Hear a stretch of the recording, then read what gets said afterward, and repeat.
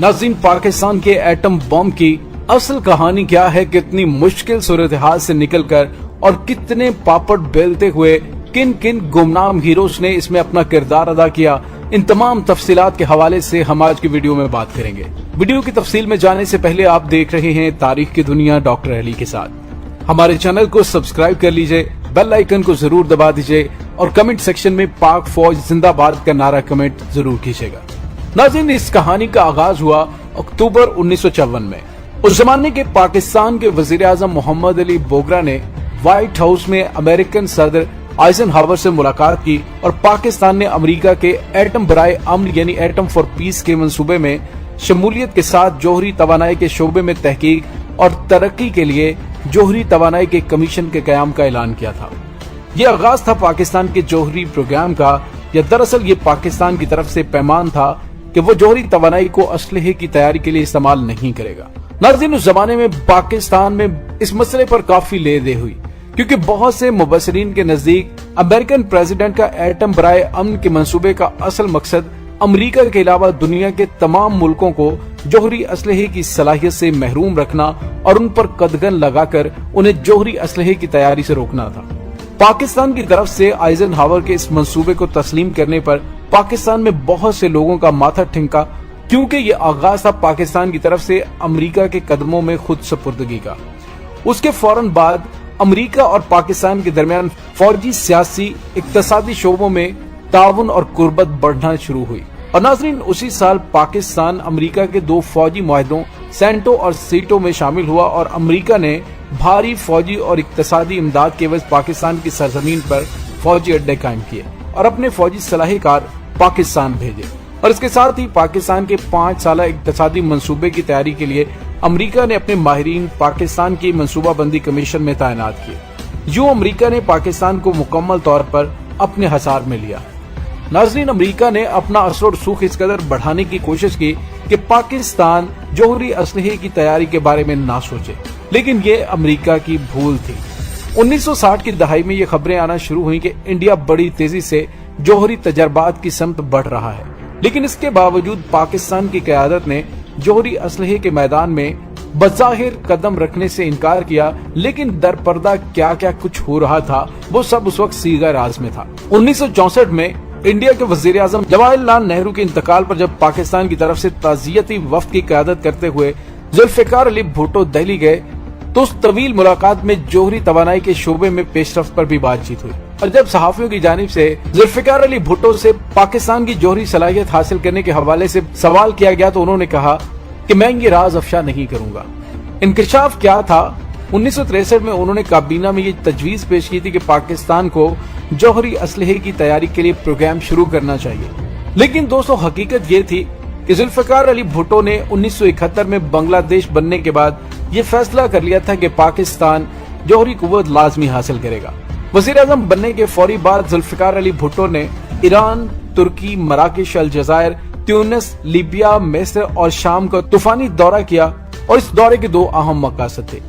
एक मकसद मुस्लिम ममालिक से तजदीद ताल्लुकात था और दूसरा पाकिस्तान के जोहरी प्रोग्राम के लिए मुस्लिम मुल्कों की माली इआनत हासिल करना। नाज़रीन, उस दौरे के फौरी बाद 1973 में पाकिस्तान के जोहरी असलहे की सलाहियत हासिल करने के प्रोग्राम का बाकायदा आगाज किया गया और इस सिलसिले में उन्होंने जोहरी तवानाई कमीशन के सरबराह को तब्दील किया और हॉलैंड से डॉक्टर अब्दुल कदीर खान को पाकिस्तान बुलाया।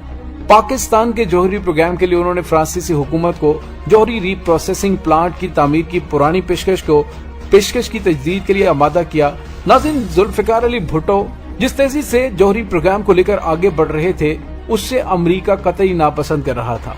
और उस जमाने के अमेरिकी वज़ीर ख़ारजा हेनरी किसिंजर ने तो खुल्लम खुल्ला धमकी दी थी कि अगर भुट्टो ने एटमी रीप्रोसेसिंग प्लांट के मंसूबे पर इसरार किया तो वो नहीं रहेंगे।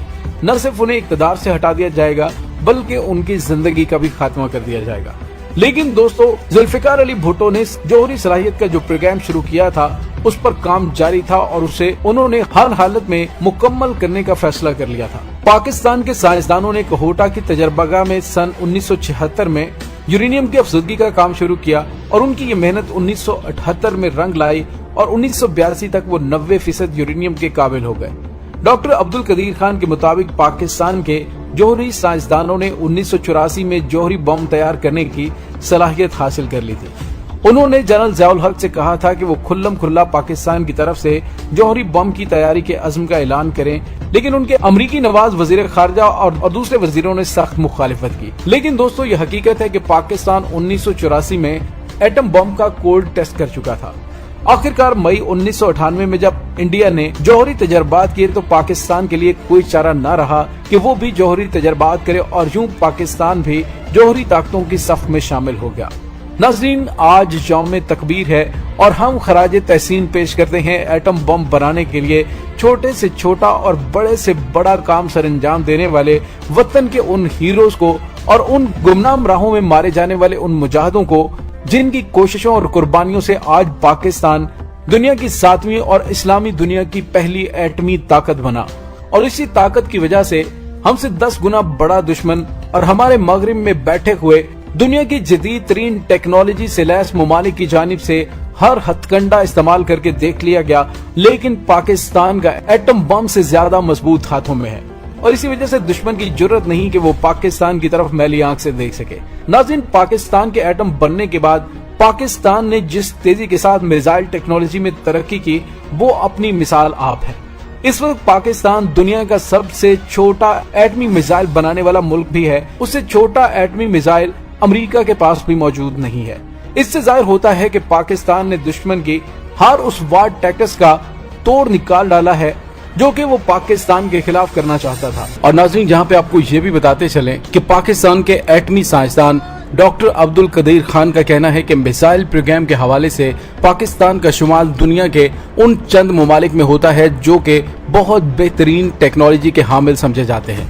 उन्होंने ये भी कहा कि शुमाली कोरिया की मिसाइल टेक्नोलॉजी से पाकिस्तान की मिसाइल टेक्नोलॉजी कहीं ज्यादा बेहतर है। नाज़रीन, अगर बात की जाए कि दुनिया में इस वक्त कितने बड़े पैमाने पर जौहरी हथियार मौजूद हैं, तो नाज़रीन उसमें जौहरी हथियार रखने वाले ममालिक में अमेरिका, बरतानिया, फ्रांस और रूस। उन्होंने 1986 में दुनिया भर में मौजूद जौहरी हथियारों की तादाद जो 70,000 थी, जो कि अब कम होकर सिर्फ 14,000 रह गई है। और अमेरिका, बरतानिया और रूस ने अपने हथियारों में कमी की, लेकिन फेडरेशन ऑफ अमेरिकन साइंटिस्ट के मुताबिक चीन, पाकिस्तान, इंडिया और शुमाली कोरिया मुसलसल हथियार बना रहे हैं। जुलाई 2017 में एक मौका ऐसा आया था, यूं लगा था कि जैसे दुनिया जौहरी हथियारों से पाक होने के करीब आ गई है, जब 100 से ज्यादा ममालिक ने अक़वाम मुत्तहिदा के उस माहदे की तौसीक की थी जिसमें उन पर मुकम्मल पाबंदी लगाने की बात की गई थी। लेकिन जौहरी हथियार रखने वाले ममालिक में अमेरिका, बरतानिया, फ्रांस और रूस ने इस माहदे का बायकाट कर दिया था। बरतानिया और फ्रांस ने कहा था कि ये माहदा आलमी सिक्योरिटी के तकाजों से मुताबिकत नहीं रखता। जौहरी हथियार 70 साल से ज्यादा अरसे से जंगों की हौसला शिकनी का सबब बन रहे हैं, क्योंकि तमाम ममालिक ये जानते हैं कि जौहरी जंग हुई तो कोई नहीं जीत सकता, इसमें सबकी हार है। नाज़रीन, कैसी लगी आपको हमारी आज की वीडियो? कमेंट सेक्शन में अपने ख्यालात का इजहार जरूर कीजिएगा। अब तक के लिए इतना ही। डॉक्टर अली को इजाजत दीजिए। पाक फौज जिंदाबाद, पाकिस्तान पाइंदाबाद।